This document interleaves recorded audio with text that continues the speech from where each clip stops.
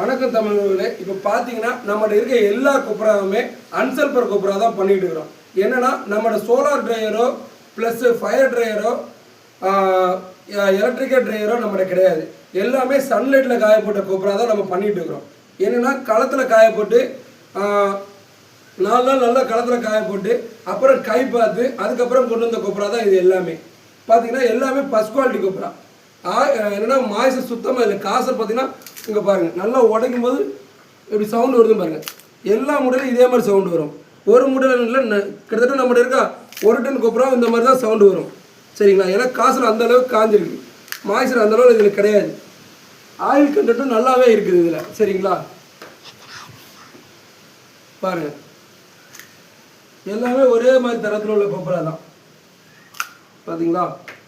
எல்லாமே ஒரே தரமான கொப்பரா தான், ஃபஸ்ட் குவாலிட்டி கொப்பரா தான் பண்ணுறோம்.